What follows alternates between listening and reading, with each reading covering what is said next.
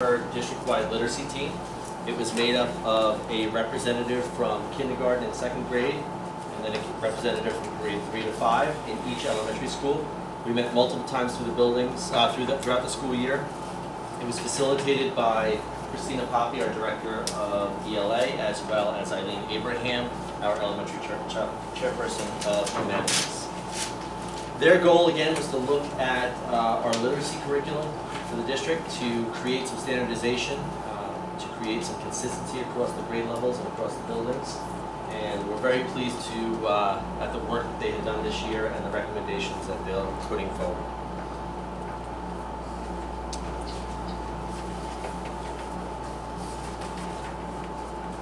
Okay, so they did, the focus primarily was looking at the writing instruction at the elementary school. We have a large initiative going on for the past, we're going to be going into our third year of a writing project at the middle school, focused around a writing workshop model, and it's going amazingly well.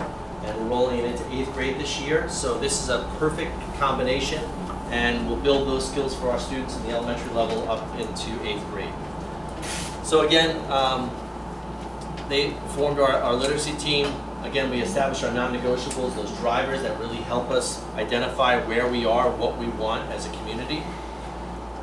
And again, you know, that there's a bullet there. It provides a direction for a district-wide alignment. And I think that's a really key statement, because it doesn't have to be exactly the same, but there needs to be consistency throughout each of the classrooms. We looked at 3 resources, units of study, Ready Gen and Writing Fundamentals, Journeys, Core Ready, and what our teachers did during these days that they took together as a literacy team is they did a side-by-side comparison. So they went unit by unit to see what each of the different resources had available to them, what are the consistencies, what are the things that they liked, and what are the things that they didn't like. And again, our administrative team met with our team members at the buildings, and they met with them at other district locations as well. These are the non-negotiables that the literacy team came up with. Again, the scaffolding, the common vocabulary, which is, you know, a lot of these are very similar to mathematics. High quality, ongoing professional development, parent access, and common assessments, which is something else that came out of it with regards to writing. The consensus of the committee was to use, it's a Lucy Calkins units of study, so it's a teacher college philosophy. It's a great resource. It provides units of instruction, but not only units of instruction, but it also includes mentor texts. And that's probably one of the most important things about this product, is that teachers don't have to go out and search for mentor texts, you know, to see what would align with that topic that they're writing on, whether it's a nonfiction unit, a poetry unit. The mentor texts come along with it. Students get to see actual pieces of literature, and that's embedded in the technology that we have in the classroom, whether it be through the Elmos or the online resources that are available to them. Again, the key features, easy to follow. There's fluency between the units and the lessons. It addresses all the genres of writing that we need to address, as well as some others that we feel are really important and valuable. There's grade level rubrics, and it offers opportunities for differentiation, which again is another theme that we embedded from the mathematics as well. So I understand you pilot this in Sycamore. Have you saw growth in our children in comparison years? I mean, wow, our second graders are doing so much more than, say, the second graders for the same 2 you can years see ago. Yeah, so one of the things that we're looking at is our writing portfolios, and revamping our writing portfolios so that they actually travel with the children and making them digital. But it is amazing. We used it at Sycamore, we used it at Idle Hour, and John Pearl also did pilots as well. Some of the other schools did pilots and other resources that we had available to us. But the significance of the writing, the commonality in the language, the depth of which kids are writing is really incredible. So we're very pleased with the So our second grade students are doing, in those 3 pilot schools, you can see the difference in the second grade writers today as opposed to the second grade writers of years ago. I will bring in samples of not only our elementary work, but also our middle school work to see the kind of the quality of our writing. Do they still learn nouns and pronouns? Everything's embedded, vocabulary is embedded, as well as the usage. All right, so again, we're looking at a multi-year implementation. We're looking to roll out a 3-year plan so that the board has an understanding of where we are today, where we will be next year, where we will be as we move forward. We're going to continue to meet as a literacy team, to continue to look at the resources, continue to identify things that are working well and things that need to be tweaked. We're rolling this out for the first year in kindergarten, grade 3, and grade 5. We have an eSpark pilot that is starting in grades 1 and 2. And you'll see that this all came from our committee as far as the best way to implement this program. They interviewed staff developers to work with them.